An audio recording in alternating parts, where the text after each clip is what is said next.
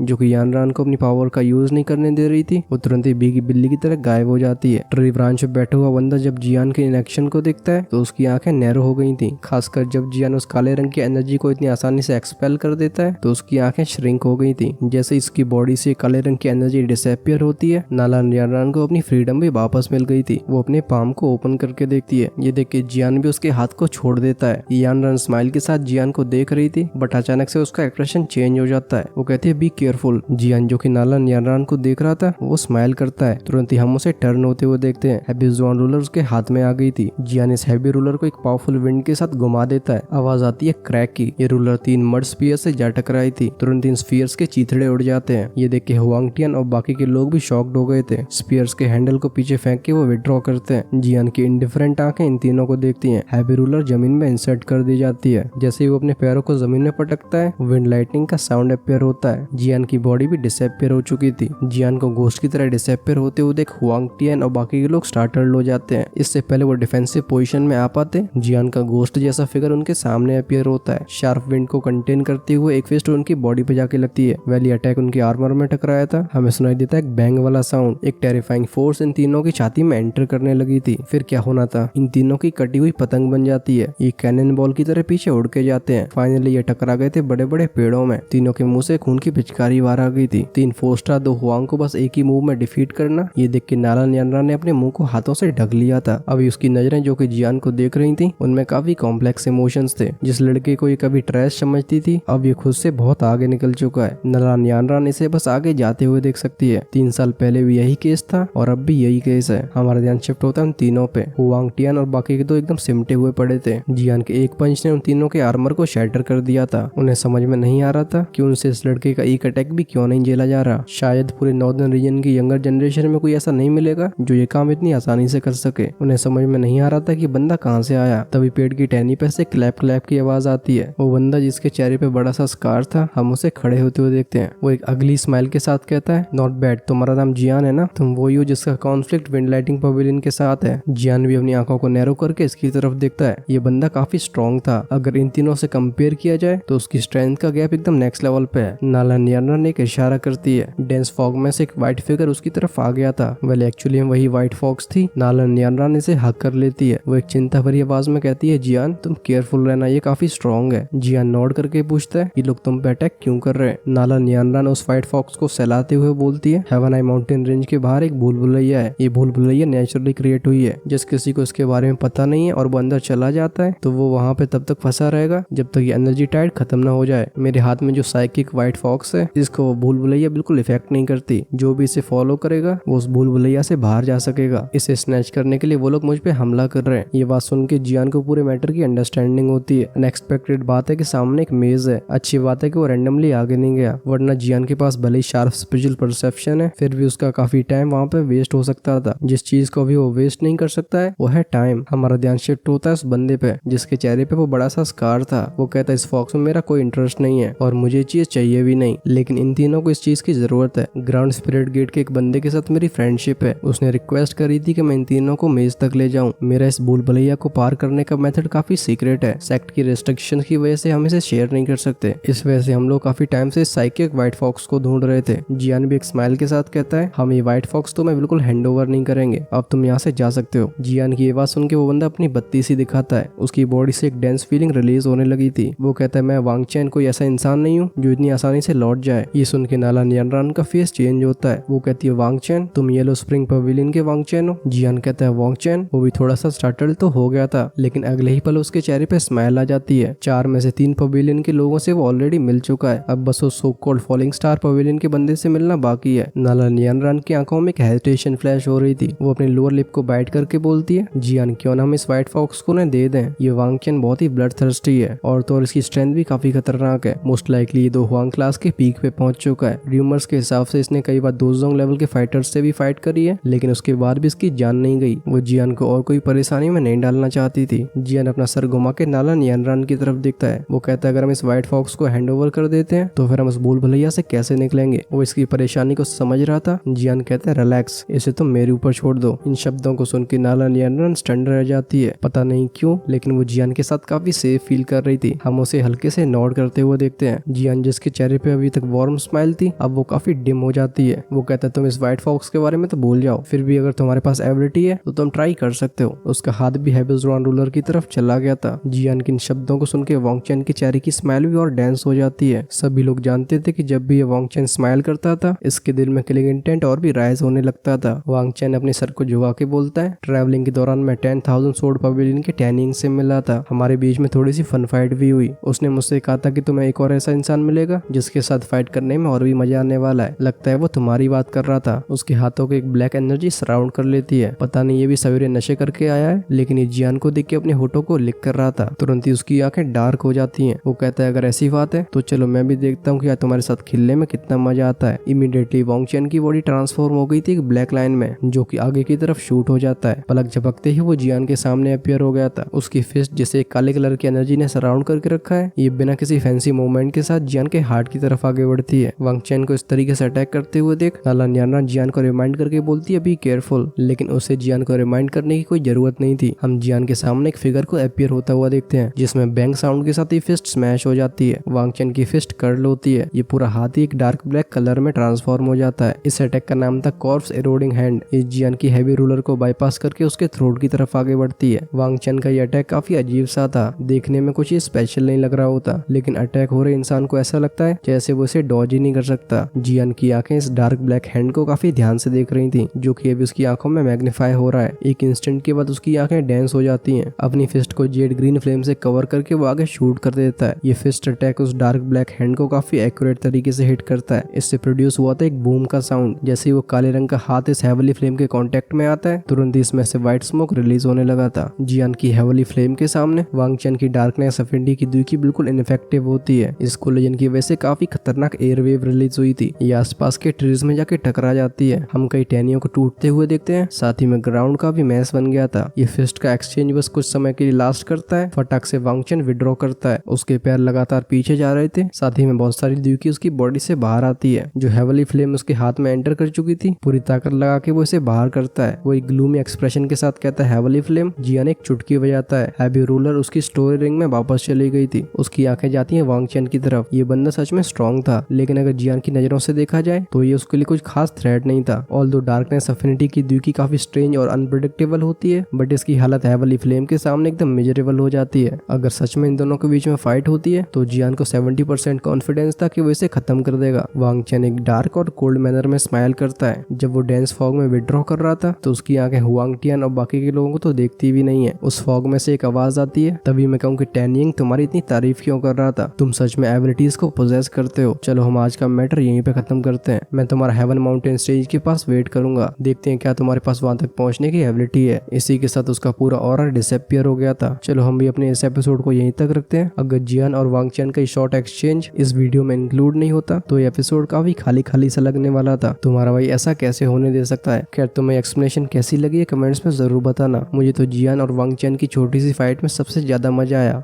Next episode में जियान सबसे पहले पार्क करेगा उस भूल भुलैया को। बीच में और भी कई सरप्राइजेस आपका वेट कर रहे होंगे। फाइनली वो पहुंचेगा उस so called heaven mountain stage पे। तभी हमें भी मालूम पड़ेगा कि ये कौन सी बल्ला है। वीडियो अच्छा लगा है तो जाने से पहले लाइक जरूर करना। अगर पिछला वाला पार्ट नहीं देखा है तो उसे देखने के लिए क्लिक कर सकते हो लेफ्ट साइड में। राइट में मिलेगा तुम्हें नेक्स्ट एपिसोड, ऑफ कोर्स जब वो रिलीज होगा। तो फिर हम मिलते हैं वीडियो के उस पार। तब तक के लिए टाटा बाय बाय।